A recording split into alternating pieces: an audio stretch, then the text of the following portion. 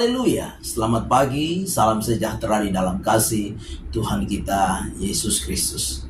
Pagi yang baik ini mari kita bersama-sama mempersiapkan diri kita untuk bersama-sama kita mendengarkan firman Tuhan. Mari kita berdoa. Bapa di dalam surga, Bapa di dalam nama Tuhan kami Yesus Kristus, kami sungguh bersyukur untuk segala anugerah-Mu yang kami nikmati sampai pagi hari ini. Sebelum kami beraktivitas, kami mau membaca dan merenungkan firman Tuhan. Tuhan berkati kami semua ya Bapa. Kami mengucap syukur. Dalam nama Tuhan kami Yesus Kristus kami berdoa. Haleluya. Amin. Puji Tuhan. Pagi hari ini tema firman Tuhan yang ingin saya sampaikan kepada kita sekalian yaitu kekhawatiran dan pemeliharaan Tuhan. Sekali lagi, tema firman Tuhan yaitu kekhawatiran dan pemeliharaan Tuhan. Bapak Ibu jemaat yang kekasih di dalam Tuhan kita Yesus Kristus, kekhawatiran yang wajar kadangkala mempengaruhi seseorang untuk berupaya maksimal melakukan sesuatu dengan tujuan untuk mengatasi kekhawatiran. Sekali lagi, kekhawatiran yang sewajarnya kadangkala memacu seseorang untuk bertindak, untuk berbuat sesuatu lebih lagi dengan tujuan untuk mengatasi kekhawatiran di dalam kehidupannya. Namun yang menjadi persoalan bagi kita pagi hari ini, ketika kekhawatiran itu tidak lagi menjadi sesuatu yang wajar. Artinya apa? Artinya bahwa kita ketika menghadapi sebuah keadaan, menghadapi sebuah situasi, menghadapi sebuah kenyataan di dalam hidup ini, kita dikuasai dengan kekhawatiran. Hidup kita dibelenggu dengan kekhawatiran. Hati kita dikuasai oleh kekhawatiran. Pikiran kita dipengaruhi dengan kekhawatiran. Kekhawatiran yang berlebihan. Kekhawatiran yang membuat kita tidak lagi percaya kepada Tuhan. Kita mulai meragukan Tuhan. Kita mulai kurang percaya dengan Tuhan atas setiap janji firman-Nya di dalam hidup kita.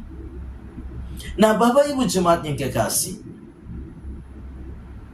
pagi hari ini kita mau belajar bersama-sama melihat kehidupan daripada Yakub. Saya percaya bahwa kisah Yakub itu tidak asing bagi kita sebagai orang-orang percaya. Karena kisah Yakub itu sudah mungkin kita dengar berulang-ulang bahkan sejak dari masa kecil ketika kita ada di bangku sekolah minggu. Kita mendengar kisah tentang Yakub. Nah, Bapak Ibu jemaat yang kekasih, kita tahu bersama Yakub. Ketika Yakub bermasalah dengan Esau karena hak kesulungan yang diambilnya dari Esau dengan cara yang salah, maka Yakub melarikan diri.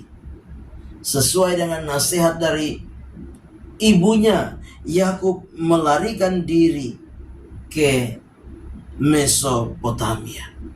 Yakub lari dari orang tuanya, rumah orang tuanya, menghindar dari abangnya, dari kakaknya Esau. Yakub pergi untuk tinggal pada pamannya Laban. Nah, di tengah-tengah keadaan kekhawatiran, di tengah-tengah keadaan kecemasan, di tengah-tengah keadaan ketakutan, ketika Yakub melarikan diri, maka dengan jelas firman Tuhan di dalam Kejadian pasal yang ke-28. Kejadian 28 ayat 10 sampai dengan ayat 22. Kejadian 28 ayat 10 sampai dengan 22 di sana. Ketika Yakub ada di Luz. Dan ketika dia sampai di Luz, pada saat itu sudah malam dan Yakub tidur di sana. Yakub mengambil sebuah batu menjadi bantal kepalanya dan dia beristirahat di sana, dia tidur di sana. Dan firman Allah mengisahkan di dalam Kejadian 28 ayat 10 sampai dengan ayat yang ke-22. Ketika Yakub tidur, dia bermimpi ada tangga yang sampai ke langit. Dan dalam mimpi Yakub melihat ada malaikat yang turun naik di tangga itu. Sehingga Yakub berkata di dalam Kejadian 28 ayat yang ke-16 dan 17. Kejadian 28 ayat 16 dan 17. Ketika Yakub bangun dari tidurnya, berkatalah ia, sesungguhnya Tuhan ada di tempat ini dan aku tidak mengetahuinya. Ayat 17, ia takut dan berkata, alangkah dahsyatnya tempat ini. Ini tidak lain dari rumah Allah. Ini pintu gerbang surga. Dan di dalam ayat yang ke-19, ia menamai tempat itu Betel. Dahulu nama kota itu Luz. Jadi kita perhatikan bahwa dalam kekhawatiran, dalam kecemasan, dalam ketakutan Yakub, ada Tuhan yang hadir di tengah-tengah pelariannya. Ini bicara tentang apa? Bicara tentang pemeliharaan Tuhan. Nah, Bapak Ibu jemaat yang kekasih,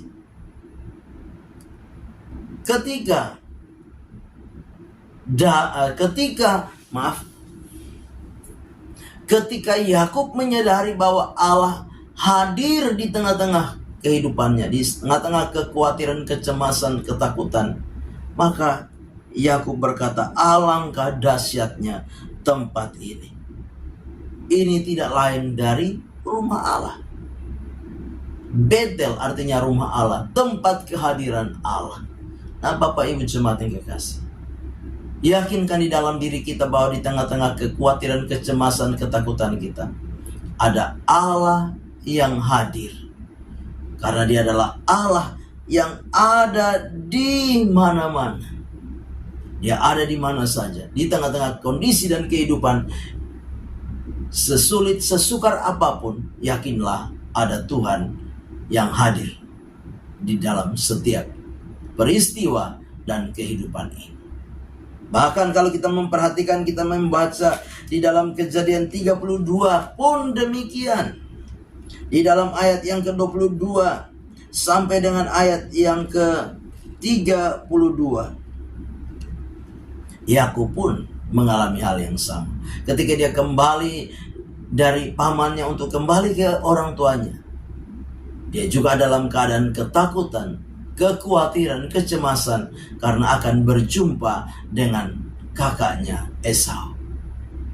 Tetapi kita juga tahu bersama bahwa ketika Yakub ada di seberang sungai Yabok, maka ada malaikat Tuhan yang datang kepadanya, memberikan kekuatan kepadanya. Sehingga apa? Sehingga Yakub pada akhirnya berkata, di dalam pembacaan firman Tuhan ini, dia meminta berkat dari seorang laki-laki yang bergumul dengan dia. Ini menunjukkan apa? Menunjukkan kehadiran Allah, menunjukkan pemeliharaan Allah bagi Yakub. Bapak Ibu jemaat yang kekasih, Allah ingin meneguhkan perjanjiannya dengan Yakub, bahwa ketika dia lari meninggalkan Esau, ada Allah yang hadir di Betel, menampakkan diri kepadanya.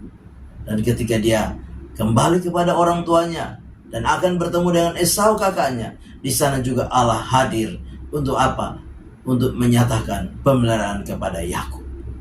Bapak Ibu jemaat yang kekasih, apapun keadaan, apapun kondisi, apapun situasi yang kita hadapi, di tengah-tengah kekhawatiran, kegelisahan, kecemasan, ketakutan kita, yakinlah ada Tuhan yang hadir untuk menyatakan pertolongannya. Ada Tuhan yang hadir untuk menyatakan kebaikannya. Ada Tuhan yang hadir untuk menyatakan pemeliharaannya di tengah setiap kehidupan kita. Jangan pernah khawatir, jangan pernah cemas, jangan pernah bimbang ragu.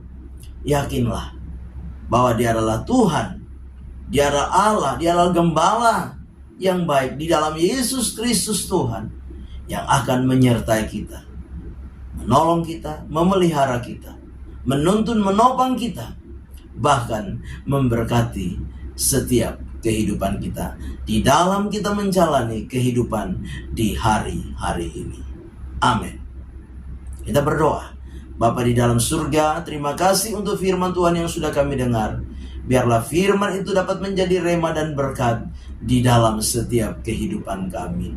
Terpujilah nama-Mu, kami serahkan seluruh hidup kami sepanjang hari ini, pagi, siang, sampai malam hari dalam tangan Tuhan. Kami percaya sepanjang hari ini pemeliharaan Tuhan sempurna, nyata kami nikmati di dalam hidup kami. Kami melangkah bersama Tuhan di hari baru ini mengucap syukur. Dalam nama Tuhan kami Yesus Kristus kami berdoa. Haleluya. Amin. Selamat pagi. Tuhan Yesus memberkati.